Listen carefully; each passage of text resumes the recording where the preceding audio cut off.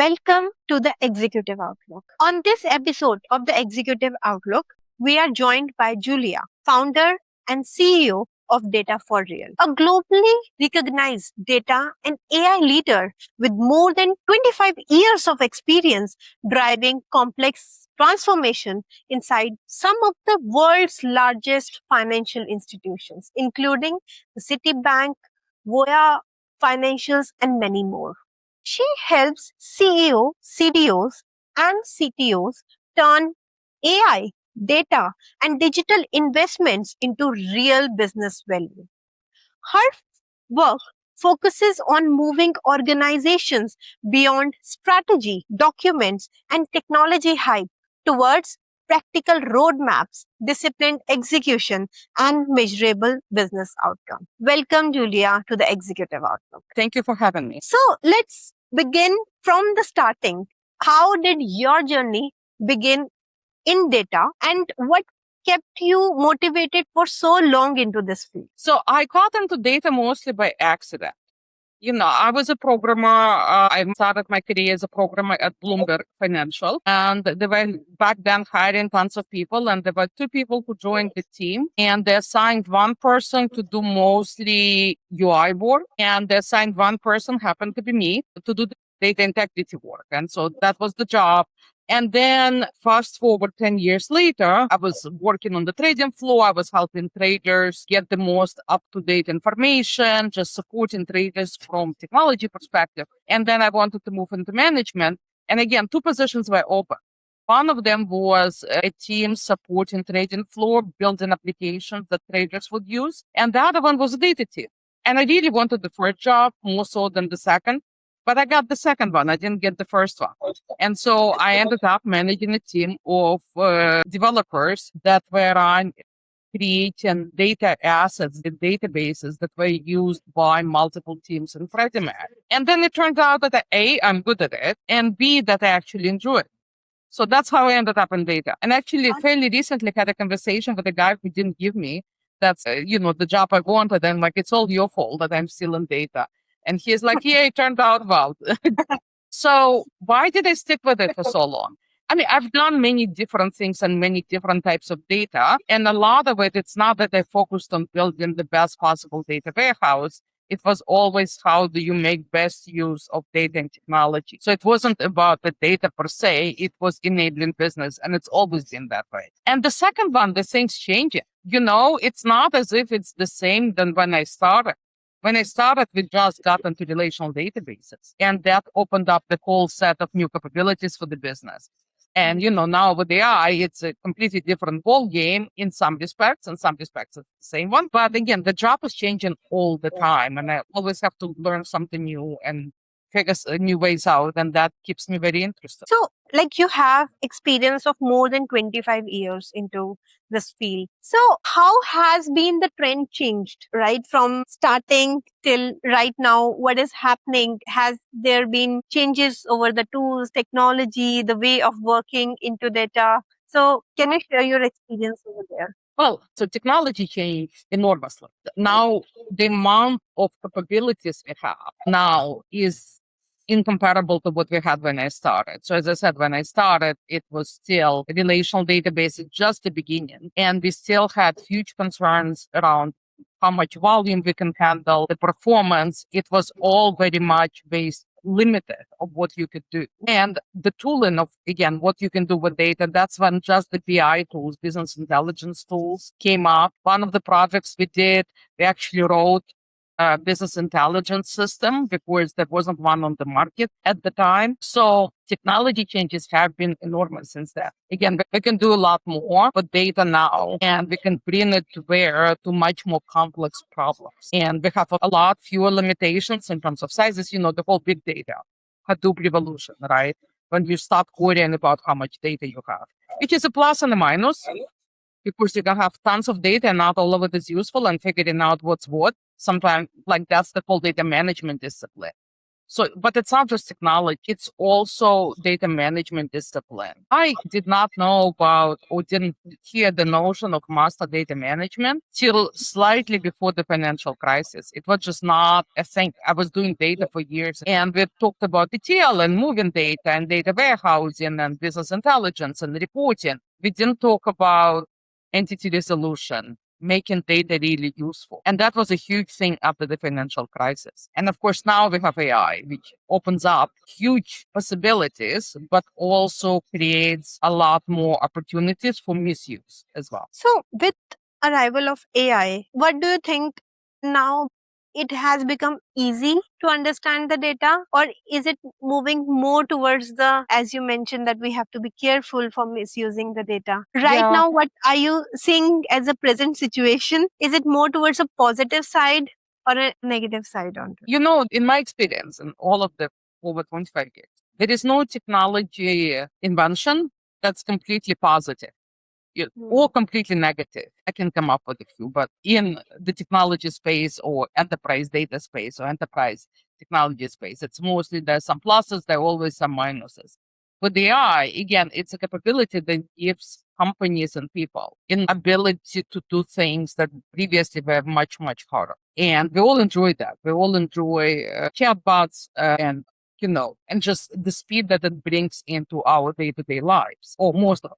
So, but the minus side is that it's much more difficult to know when it's true and when it's not true. So, to give an example, I was just recently putting together a presentation for a class that I have in TDWI around RAG and all the stuff around how will you make sure that your RAG implementations are successful. And I was using Claude quite a bit. And one of the things that happens, it reaffirms what you think you want. So what it thinks you want. So it's because I've been working with Claude a lot and it has access to my writing, it completely missed the fact that I was talking about RAG. And now I have we're working to create the slides and I'm like, no, this does not look right to me. That's not what RAG does. And I have to go and redo. But okay, it's good that I know something and about RAG, but it's very easy to not catch those things. So this is a technology that can produce very plausible answers that are not correct. And that's a big deal. And it still relies on data management discipline, but data management discipline is very hard. So a lot of people want a shortcut through that. Have you seen a situation where people have started using the generative BI? Do you want to share certain use cases where it has started becoming valuable asset for the teams and where it has gone wrong? So what I have seen, it's kind of interesting. AI is not new, right? We've been talking about this forever. And also we have machine learning data science for now about 10 to 15 years, really embedded in enterprises. And that's been incredibly valuable. So the predictive models using, again, machine learning statistical techniques and data to predict outcomes. So that's been very valuable. A lot of the reason we are talking about AI so much because Gen AI appears human. Like machine learning is as intelligent as Gen AI, but Gen AI you can talk to, and machine learning you couldn't talk to. And so since you can talk, it's kind of okay. It's much more accessible to people. So, but use of Gen AI to me, it's always been, beyond coding, creating code bases, and there again pluses and minuses on that. It's not as simple as people think on the enterprise scale. But for me, Gen AI, the main use is last mile.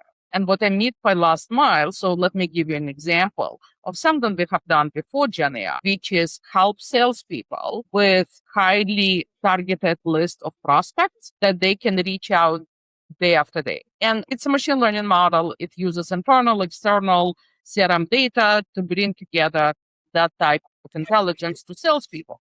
This is one of the use cases in my book. Like it's one of the biggest use cases of machine learning and using data and machine learning for growth in the company. But one of the things that happens, salespeople, and it's not just salespeople, but I'm kind of using that as an example, are very set on how they want to do things. They have their own process. If you just produced a list of prospects, but it's not convenient for them to use, that's not going to do anything. Even, you put it on a different tab of CRM, they're not going to look at it because it's not part of their process. And that last mile was always one of the biggest reasons data science initiatives did not have as much impact as people were expecting them to have.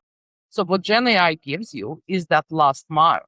It can bring the information in a way that the person consuming this information finds the most useful. So the change management, getting people to use new data, and analytics becomes easier with Gen AI. And to me, that's a big thing because you can do all kinds of wonderful things with data, all kinds of wonderful things with the data science. You can produce all kinds of predictions, but if they're not used in business process, it's useless. And it was hard. That last mile was very hard, and Gen AI made it a lot easier. So to me, that's one of the best ways to use Gen AI. I mean, there are others, and again, I write quite a bit about it, but that one immediately stood out to me like, oh yeah, you can get that. So what I have understood from your conversation is that people were able to from the models, from the reporting, they were able to produce results or data onto certain assets, right? So they had it, but in order to make it in a natural language so that they can take a step by step actions or implementation, so that with the arrival of a Gen AI, so that becomes easy and that can be more easily understood in a natural language form than earlier we have to think around it. Okay, how the graphs are showing on how what the data is saying. We have a business analyst on the top of it, that how we need to drive the value from the reporting. If the reporting already been there or machine learning algorithms are being there, we need to understand those and then convert it into a natural language. With the generative AI, it becomes so easy that it automatically understands that and you can take the next steps on the top of it. Natural language, it could be, email that's nicely written, or it could be voice. We have plenty of voice generating AI. Salespeople in a car, they're going to a meeting, they can have a summary that they're listening to.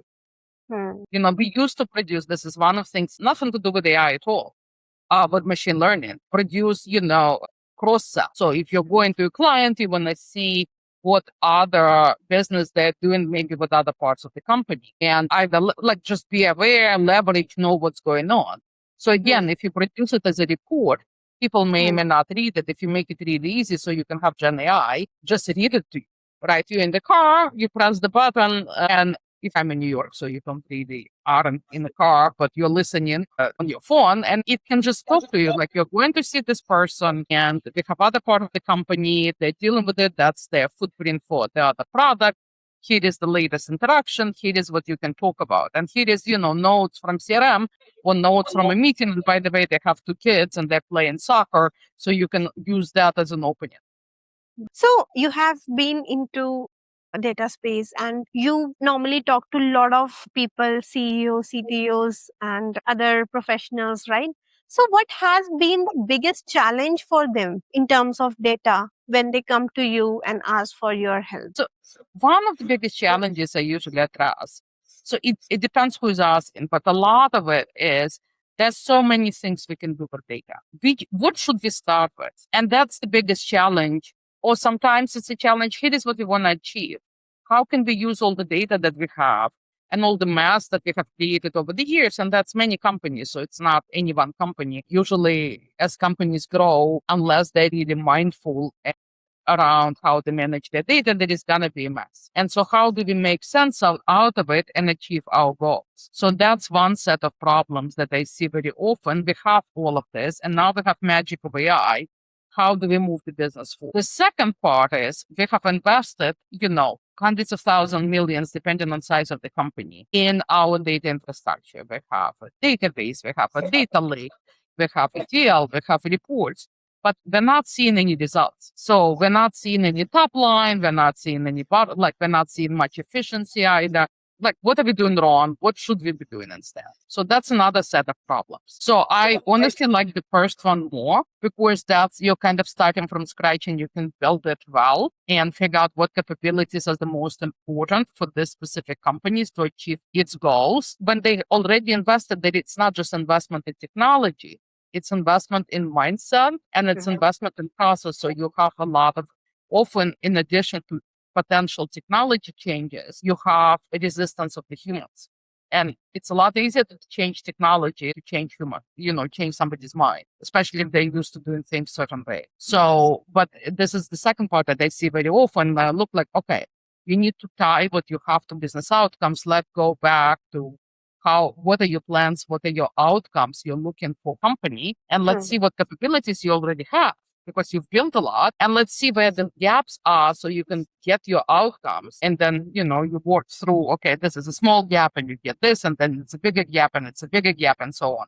And so you kind of build on that. But those are two types of problems I'm seeing most often. Actually, now there is a third one that I see now with AI, because a lot of people, like as AI came out, it's magic, right? So we're going to go and invest money, like chatbot products and other things, like all related to Gen AI.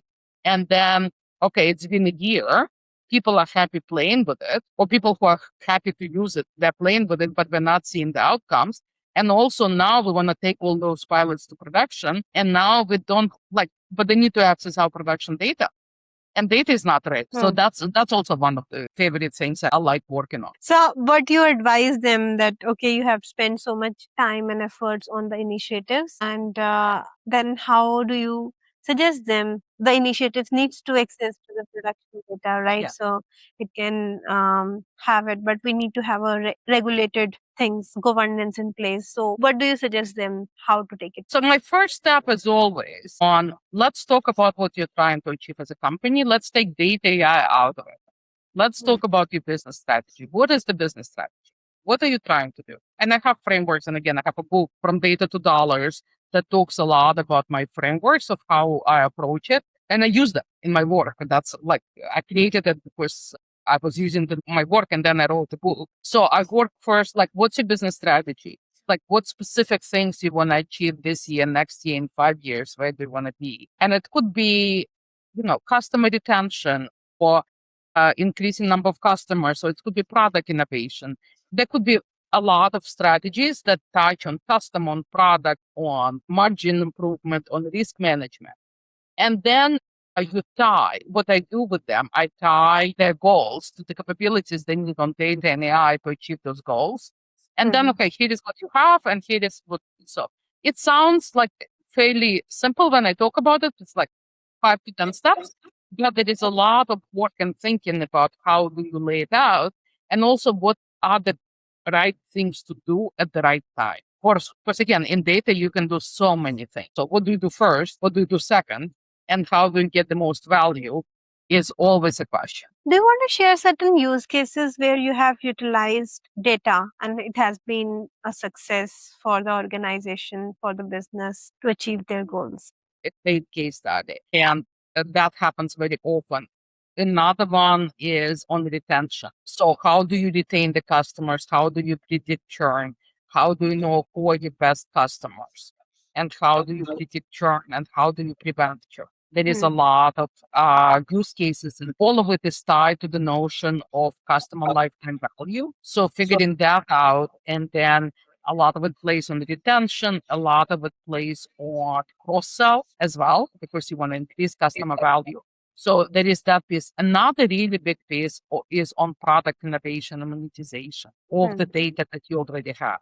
That requires a lot of care. Of course, it's using data not for the original purpose of getting that data. So you need to make sure that you have data rights and you're able to use the data that well. But for a lot of companies that have been in the business for a long time and have the major business lines that may not be as high margin as they used to be, that's one of the ways for them to grow, and they can monetize the data that they get out of those business lines that is core of their business, but again, the margins are shrinking. So that's another set of use cases, which can be incredibly successful for the company, but it requires, as I said, a lot of data management and governance around the data rights to make sure that what you're doing is legal and ethical. So, and then of course there is risk management across multiple areas of risk, like financial risk, credit risk, if I'm talking about the banking and so on. Any scenarios you want to talk about where the project was not successful and it has actually impacted the team members or a business? So what happens is that when it's very much focused on technology and not on change management and change of culture. This Hmm. is what we talked about. So originally, that project that I talked about, which is enabling salespeople with new information, that was not a successful project. I mean, as in basically, it got the result. It was producing the list of prospects. But because it didn't have that last mile, salespeople were ignoring it. And the whole point of the project was to make salespeople much more effective and increase the rate of sales.